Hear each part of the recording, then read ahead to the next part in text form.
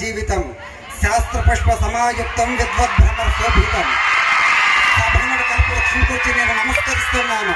ఆ సభ ఎటుదనిన వేదములు అనడు కొమ్మలచే వృద్ధి చెంది, శాస్త్రములు అనడి పుష్పములతో కూడి, విద్వాంసులు అనడి తుమ్మిదులతో ప్రకాశించుతున్నట్టుది.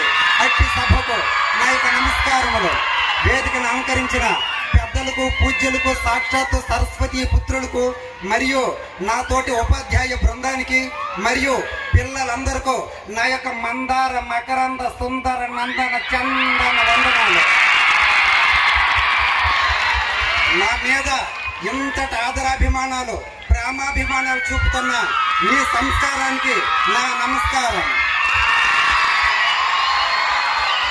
గురువు అన్నవాడు చాలా గొప్పవాడు.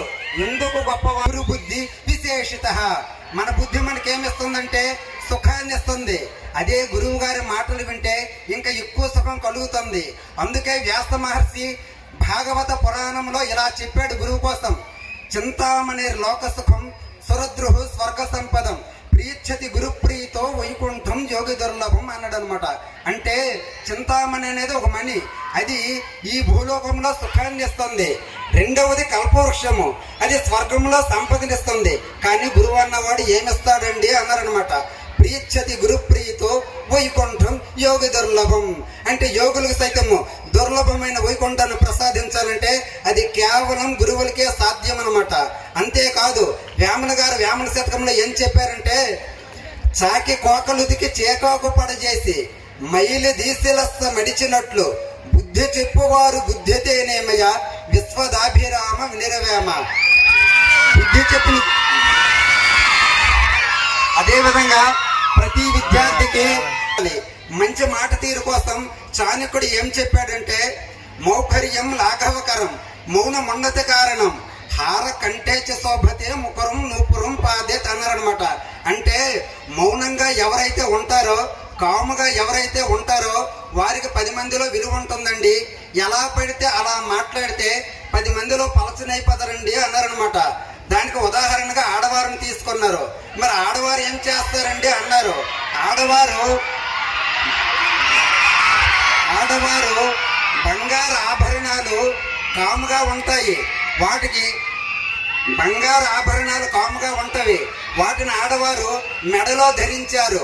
గజ్జెలు పట్టీలు గొడవ చేస్తుంటవి, వాటికి ఎక్కడ ధరించారు? కాళ్ళకు ధరించారు. సమాజం కూడా అంతే, కాముగా ఉన్నవాడికి వెలిగిస్తుంది, ఎలా పడితే అలా మాట్లాడే వాడికి వెలిగవదనమాట. అదేవిధంగా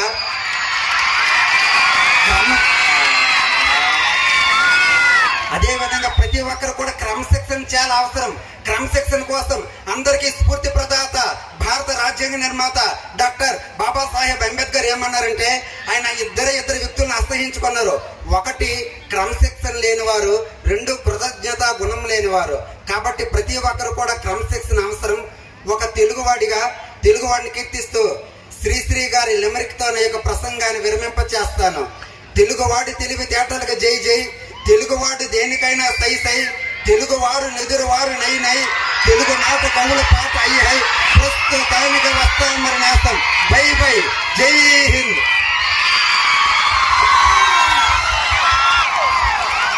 థ్యాంక్ యూ సార్.